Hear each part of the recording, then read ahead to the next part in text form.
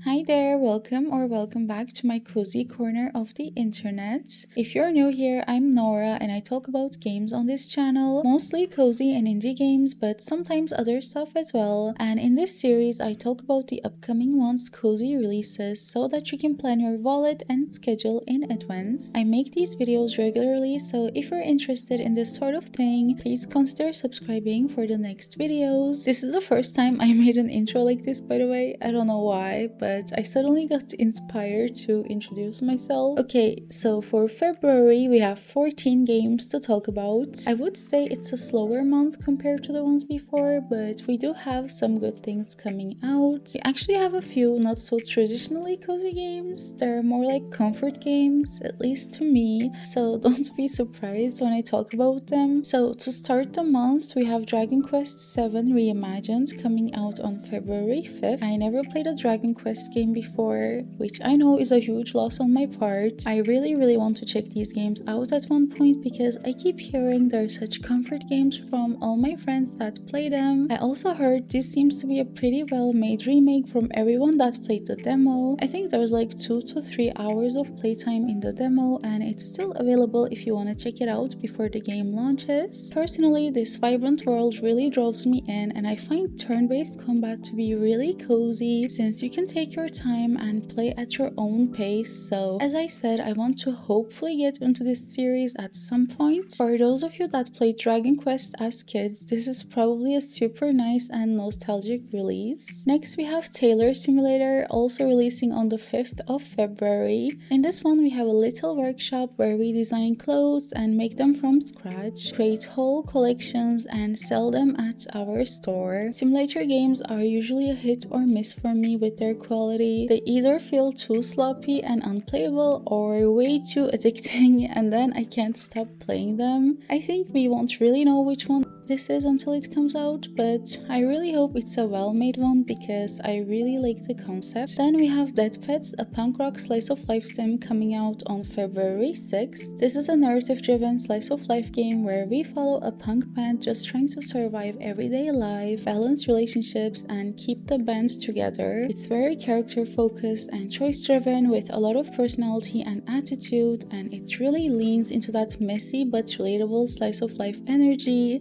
And I love slice of life games, and the character designs in this look so iconic, so I'm definitely keeping an eye on this one. Next game we have is Creature Kitchen, releasing on February 6th as well. Now, when I first saw this game, I was really creeped out and I felt kinda uneasy, but I promise it's a cozy game.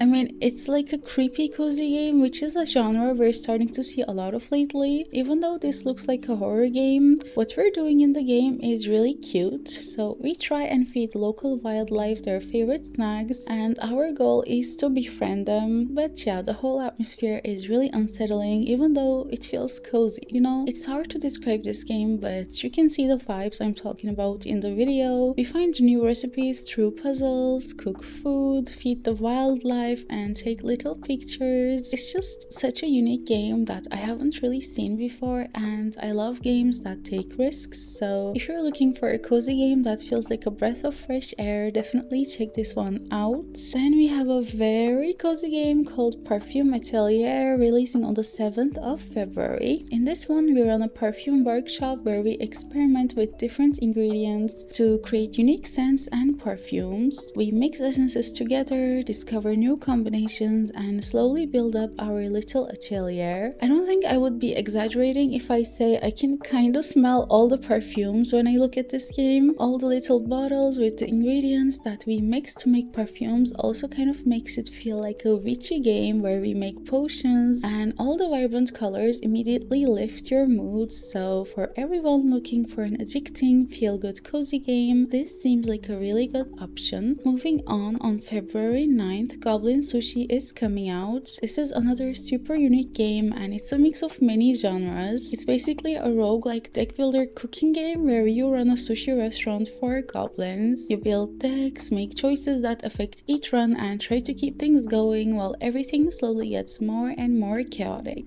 It definitely feels like it has the potential to make you play for the whole day, even when you only wanted to check it out for an hour. So if you're the type to get easily addicted, maybe stay away.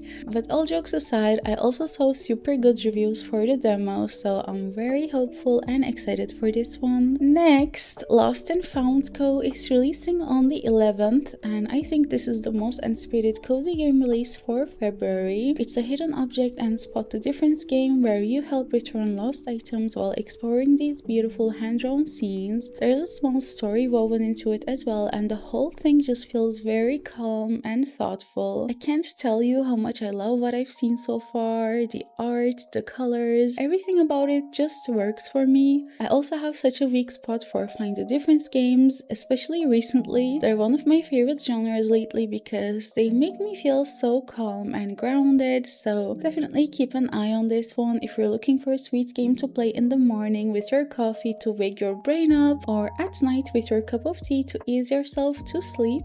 It's that game. Next up, we have Heart of the Forest coming out on the 12th of February. The subject of this one is definitely very far from cozy, but I think the concept itself is cozy. Basically, this is an interactive movie which is super cozy to me because you can just get your drink and a blanket, lean back, and make choices that shape the story. However, the story itself seems a bit eerie and has a darker tone. It's by Wales Interactive. They usually make games like this, and as someone that played most of their previous games, I would say they're generally a very fun few hours. So if you're not easily disturbed and you love interactive movies, this is one you can check out for February. Then also on the 12th, we have a new DLC called In the Dark for a Little Gator game. This is a big DLC that doubles the size of the original game and adds a whole new underground area full of new quests, new pals to meet, and cozy areas for our little gator to explore. You'll get to wander through glow-lit caves, discover secret treasures, meet new characters,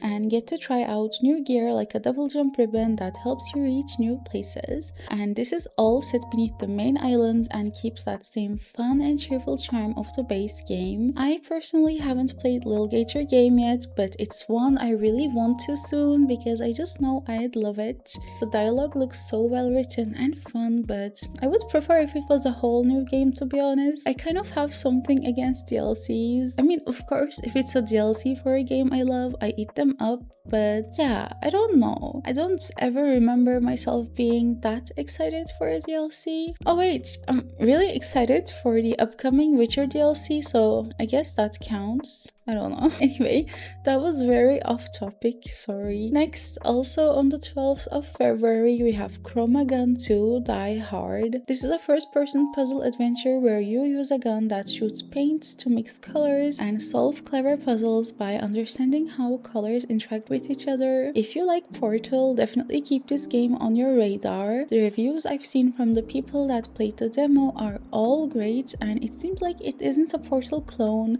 and it can definitely stand on its own. Like, the vibe of Portal is there, but the puzzles are very fresh and different, so this game seems like great news for puzzle game lovers. Next, just one day before Valentine's Day on February 13th, we're getting probably one of the most awaited co-op games of the year, REANIMAL. This is a co-op adventure where you play as a brother and sister who find themselves on a creepy island searching for their missing friends while trying to survive and escape. So I find Little Nightmare games to be really cozy. I mean, cozy, creepy. Like, even the name is kinda a mix of both. Little, cozy, nightmares, creepy. These are one of the few horror games I can play without having to deal with shoulder pains afterwards from tensing up too much. But I don't know if REANIMAL will be like that. The Little Nightmare games were rated T and REANIMAL is rated M, and from everything we've seen so far, it looks far more gory, so to be honest, I wasn't sure if I should add it in this video or not. But one thing that might make it a cozy-ish experience is that it's co-op, and I'm really hoping playing this with a significant other might reduce the dread and horror and make this more of a cute gaming date night kind of game.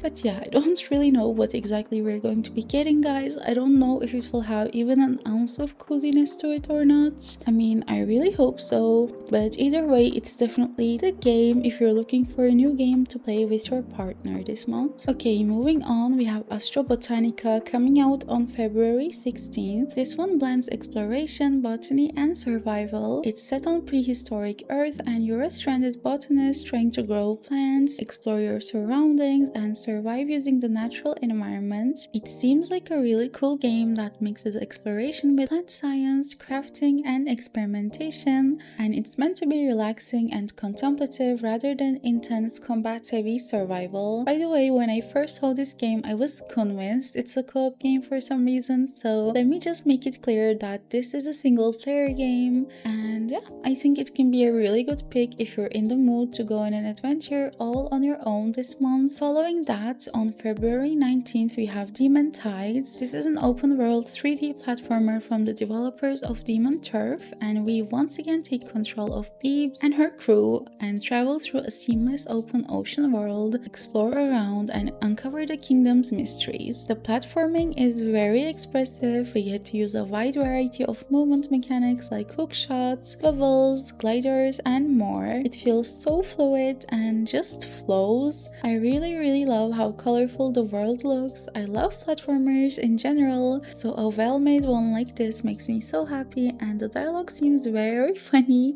even from the little I've seen of it. And finally, to close the month with, we have a questionable game because it's not really a cozy game, but rather a comfort game for me and for many people I know. It's Resident Evil Requiem, releasing on February 27th. I don't know why, but all Resident Evil games are comfort games for me, even when they all have their terrifying moments. I mean, I feel like there are a few reasons for it, like the lighting of the games, the layout of the games, the length of the games, the safe rooms, but that's really a subject for a whole other video. So I know it's not really a cozy game, but I just really wanted to have a place where I can shout how excited I am for this game. And I know many of you are as well. It seems like one of the scariest Resident Evil games from everything we've seen so far, and I'm not even sure if I'll be able to power through and play it. Like, I was too scared to even watch the trailers without tensing up, but that doesn't make me any less excited. It's also probably my most awaited game of the month after Lost and Found Co. The two games I'm most excited for really couldn't have been more different. Wait, maybe I should rank my top 3.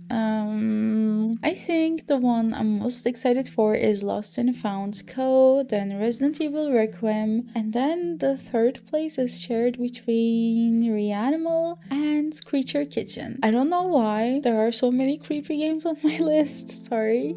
I'd really love to hear about your top 3 games for February as well. And yeah, that's everything for this video. Hopefully there will be less creepy games next month and more heartwarming cozy ones. Thank you so much for watching this far, and if you hopefully decide to stick around, I'll see you very soon with a new video. Until then, stay cozy. Bye bye.